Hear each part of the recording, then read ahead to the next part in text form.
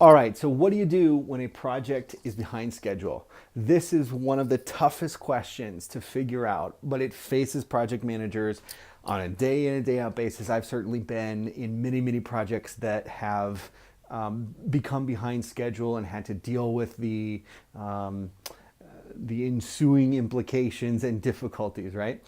So the first thing I want to say to you is do not panic because you're probably panicking already, right? If you're watching this video, you've probably Googled what to do when a project gets behind schedule. You're freaking out.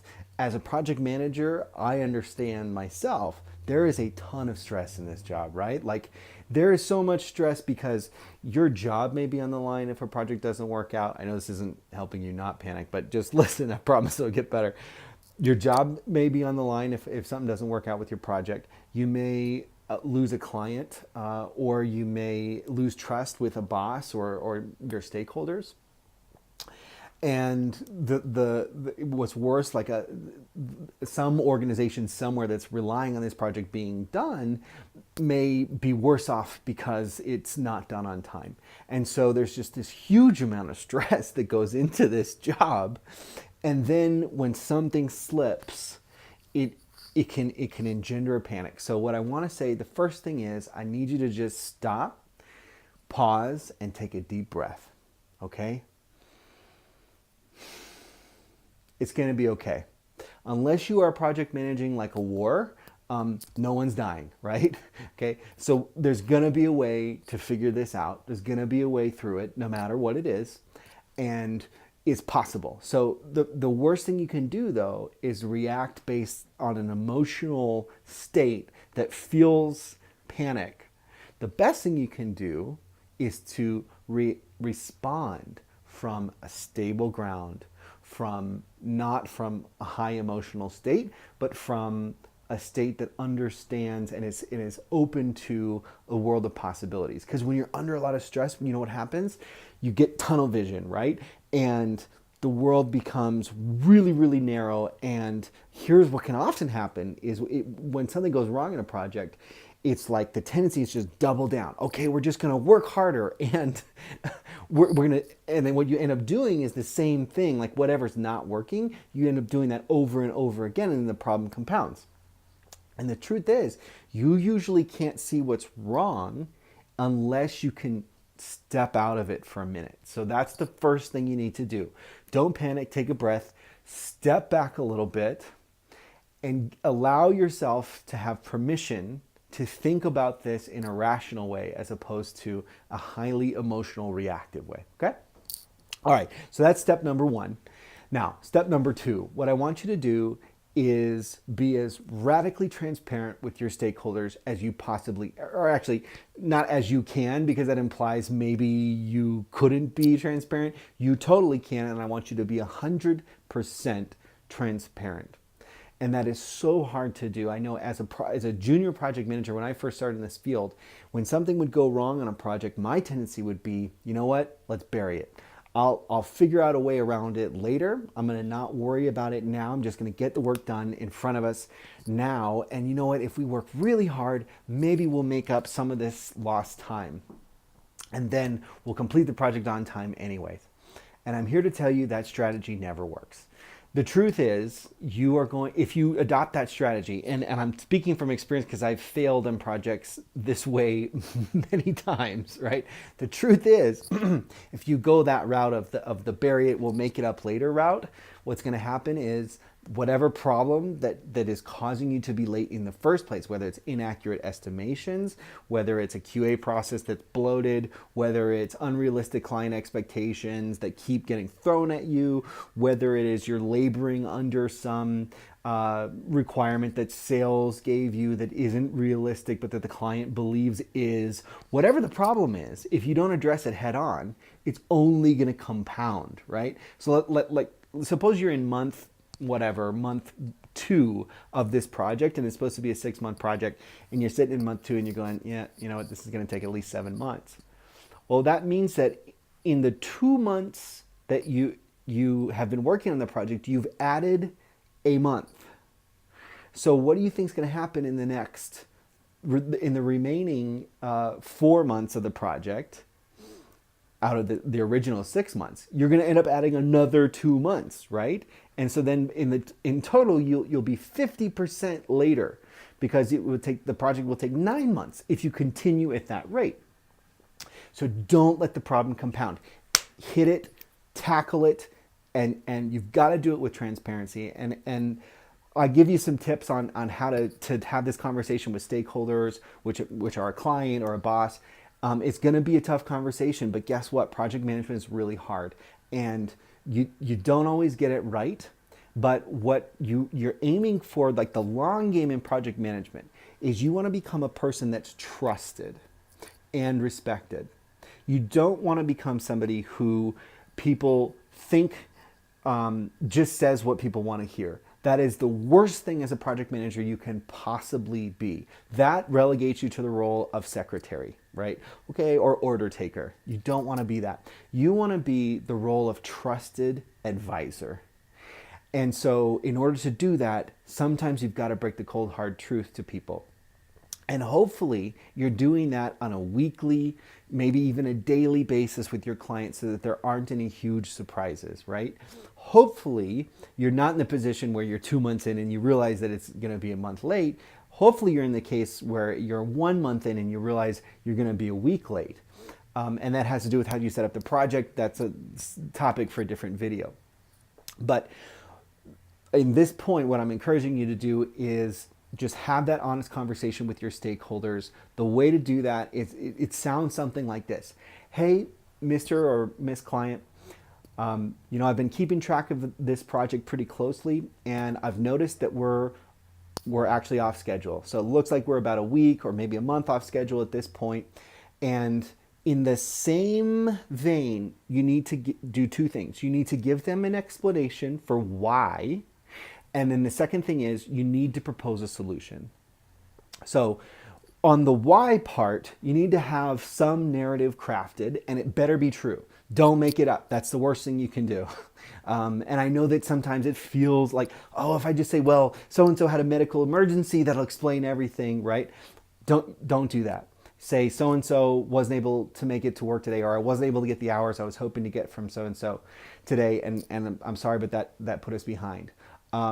You've got to be realistic with your clients. Again, it's that trust factor, because clients, they can smell it when you're lying, right? Like they might not know every particular instance if you smudge or tweak the truth here and there, but they're going to sense that you're the kind of person that isn't always going to give them a straight shot, because we're humans. We all, we're bad at estimating to begin with, right? Like, and shit happens in our lives. And so, and nobody expects anybody to be perfect. Or if they do, that's a different problem you've got.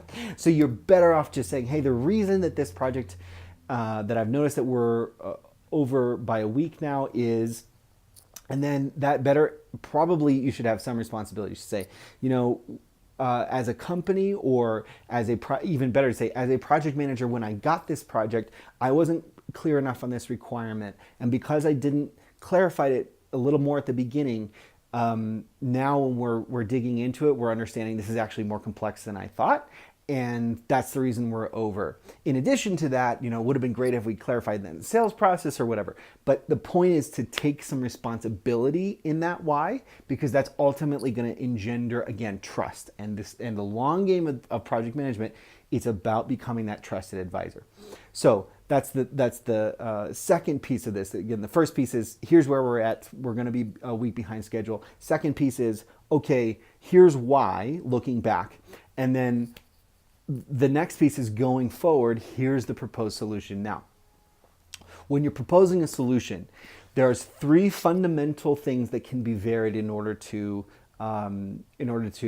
fix a problem with a timeline.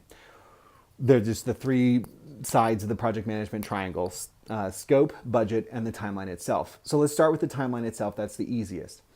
I'm going to let you in on a little secret. This is a dirty secret. It's a dirty secret of project management. It's an even dirtier secret of being a client or being a manager of some kind. And that secret is, all deadlines are fake. Literally all of them that have ever been ever. It's fake, right? It's just like humans making up stuff like, oh, I need this by then. Why? Well, so the other things can happen in that order that I want them to. Okay. So I know when I say all deadlines are fake, you're going, yeah, but you don't understand. There's a trade show that is a real deal. That ain't fake. There is a website that's got to be up for the holiday season or my client's going to lose $2 million. There is a, whatever it is, real deadline, real deadline, real deadline. And my point is not that those aren't real deadlines and that they aren't important to the client. They are. But on the other hand, the point is you would often be surprised if you just ask to extend the deadline, how much margin there is, or how quickly creative people will get about how to deal with a revised timeline. So if you go to the client in this third piece and you say, first, here's where we're at, here's why we got here, and now I'm talking about where we could go in the future, one way to start that conversation is to say, so it looks like we're a week behind. How's that going to impact you? And that is exactly the question you want to ask. How is that going to impact you in particular? Not just the organization, because there's, organizations are made up of people, right? And ultimately what you're beholden to is your stakeholders, not the organizational objectives. And so your stakeholders, like for example, the organization may not matter. It may be that, if we launch this thing a week or a month late, like it doesn't even matter. My boss doesn't even keep track of this. But what will matter is on that person, when they go into their annual review, their boss is going to pull up and say, hey, you know what, you were supposed to have this project done by here and it was a month late or whatever. What happened, And so that places pressure on the project stakeholder. So you want to understand what in particular is your project stakeholder concerned about. And you may find out that the stakeholder doesn't care, oh, no big deal. Even though it might hurt the organization a little bit. And you know what, I was kind of having a bad day with the marketing people anyway, so push it a week, it's no problem. That may be an outcome.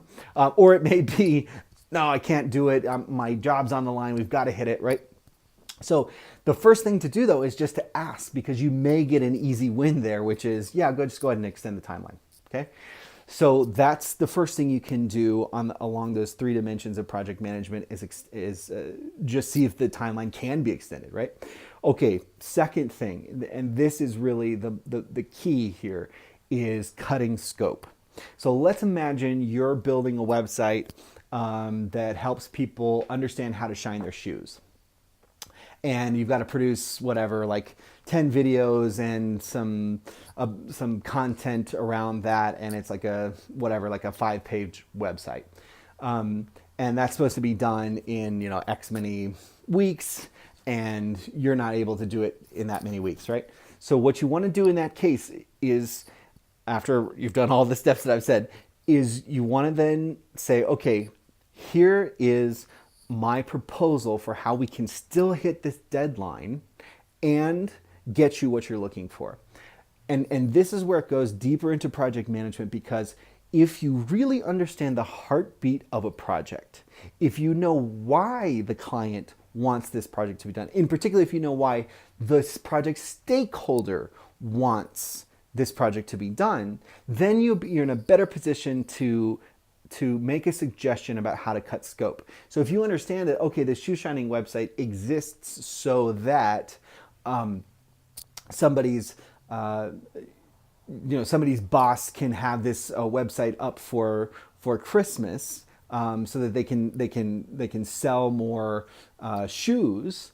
Because there's links at the end of it to great shoes after whatever, then it may not matter whether the 10 videos get produced or we could produce, say, 7, right? And would that then help us meet? Or does the contact page really matter that much? Isn't it more about the e-commerce? So if you're in a position to understand why a project is going in the first place, why it matters to your stakeholders, then you're in a much better position to make a suggestion about how you might cut scope and still hit a timeline.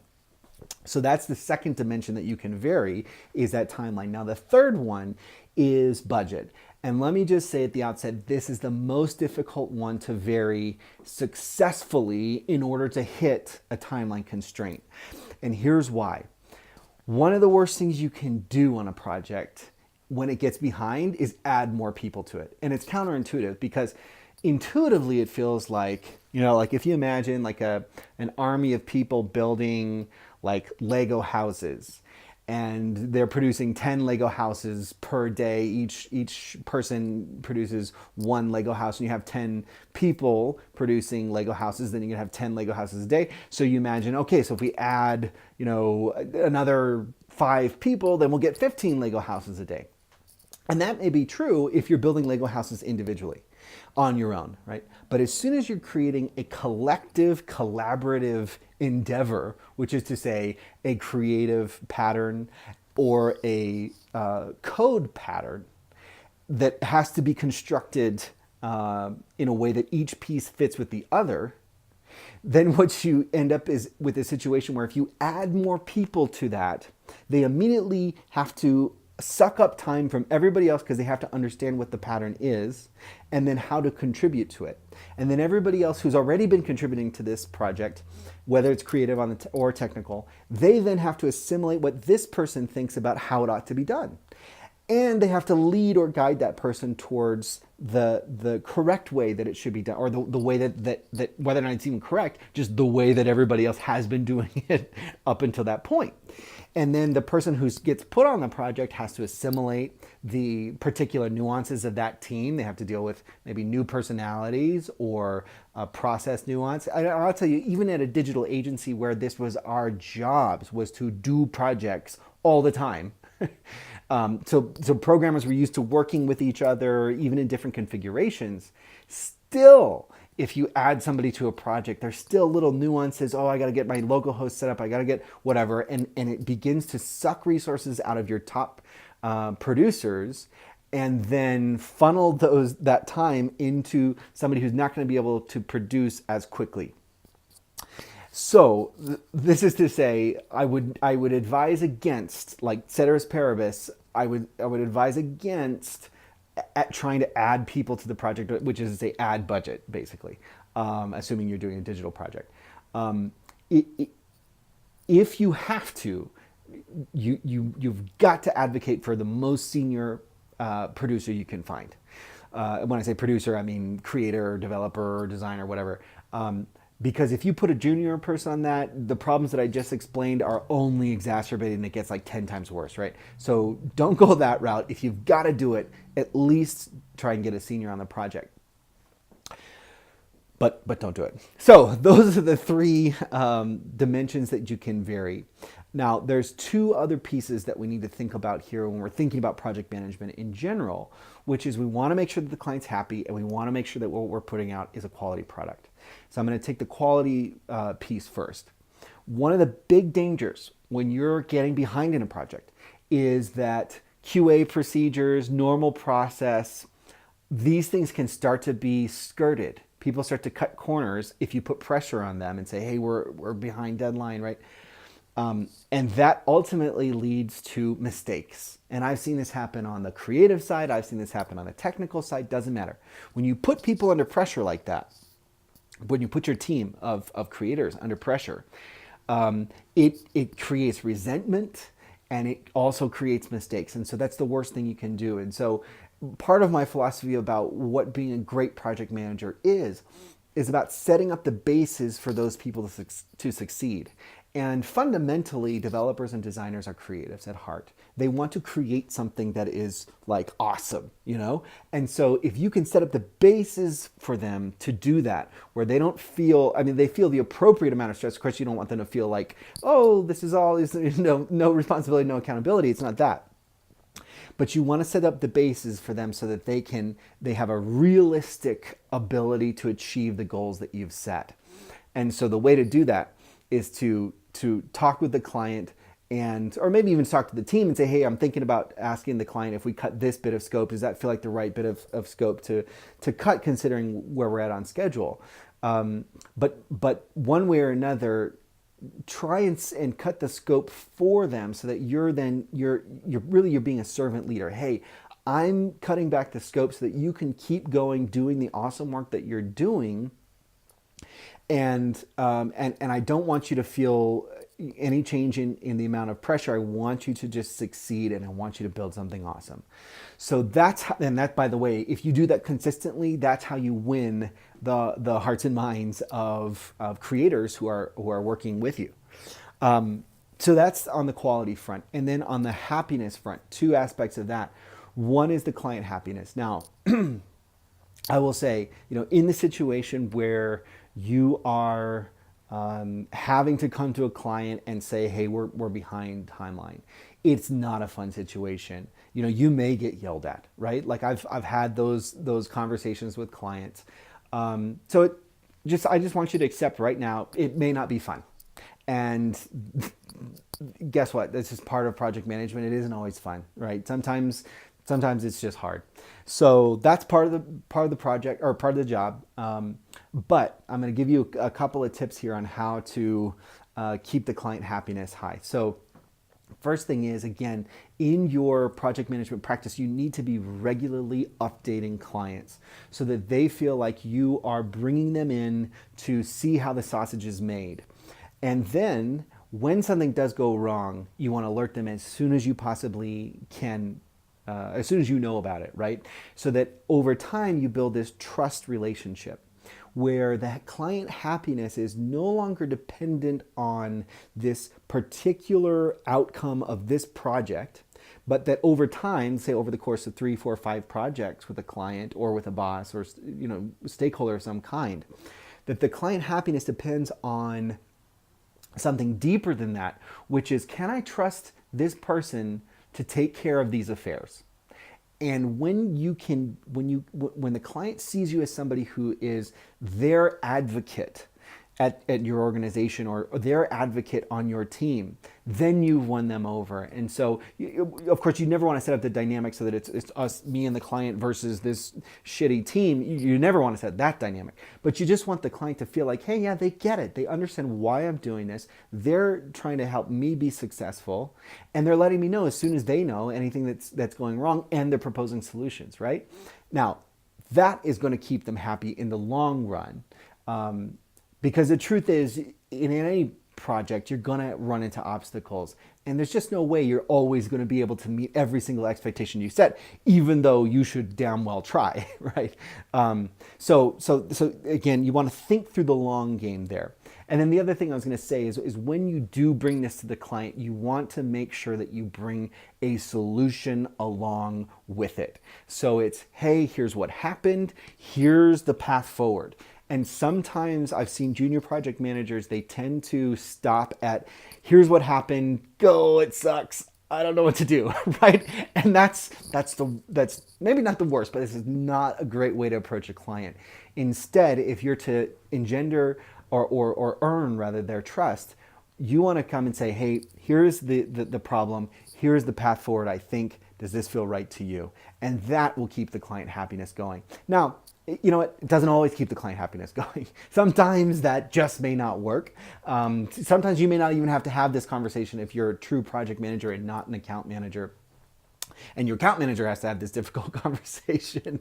But in the long run, if you play the kind of game that I'm talking about with project management, you will, on balance, net happier clients than clients who are not happy, right? And that's all we can really shoot for, is a practice that is open and honest and solutions oriented. And what else can we do? If a client is angry, client's angry, life goes on. Final piece I wanted to say is specifically about happiness on your team. So we covered client happiness, but happiness on your team. One of the worst things that you can do, and I see a lot of juniors do this, is they will come to the team and say, okay, we have set this deadline, or the client has given us this deadline, it's immutable, and I need you to work whatever it is, like the next 4 weekends or whatever it is. Now, occasionally that kind of thing happens, and if you've built the right relationship with your team, they will work a little bit more. But you should always try and make that have parity, right? So if they're working, you need to be working right alongside them with them. If they're working overtime, you want to make sure to advocate with their boss, if you're not their boss, that they get time in some fashion or another to recuperate. So if they work a weekend, maybe give them a day off a couple weeks later, whatever it is, right? You want to, in some way, you want to try and take care of your team in that sense. But the worst thing you can do to your team is come in and say, I just need you to work twice as long and there's nothing I can do about this deadline. The best thing you can do is you can come in and say, hey guys, I noticed that we're over timeline. My goal is to get this project over the finish line by the date that the client's given us. But I want to understand from you guys, that's the right time, from this team, from all of you, how did we get off track in the first place? What could I have done better? What could the rest of the organization done better? And how do we move forward?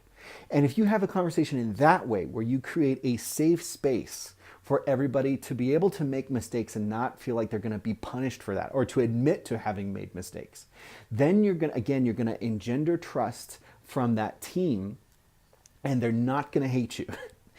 If you come in and you say, this is what you've got to do, I'm so sorry, it sucks for you guys, I'm going to go home at 5, but I need you to work until 9, well, you're going to end up with a resentment and you're not going to be at that job very long, right? So that should hopefully get some creative juices flowing for you about how to solve this problem of what to do if you're behind schedule. There is no silver bullet. That's why project management is a hard job. But I just want you to remember, if there's one thing you take away from this video, it's that honesty and over communication solves almost any project management problem. Not all of them, but almost any of them. Again, honesty and over communication. So be honest with your clients, be honest with your team, over communicate to your clients, over communicate to your team. And what that will do is it will ultimately force small errors to be fixed, to be course corrected against on an ongoing small basis, right? And that's how you want to deal with changes in projects. Where it gets bad is when you pull out and you deny, and I know this because I've done this many times when I was a junior. Oh, I'm going to not say it. I'm going to not bring up the elephant in the room that we're super behind schedule, and I'll just, the client probably knows already. I'll just leave it there. That's the worst thing you can do, right? So be honest, over communicate. And that's all I got for you. I would if you have any specific situations you want to talk about, feel free to ping me on YouTube, leave a comment here, or I think there's a contact on YouTube. And if you found this video useful, please subscribe. There should be a little subscribe button on the lower right hand of your video screen. Anyway, that's it. Cheers and good luck.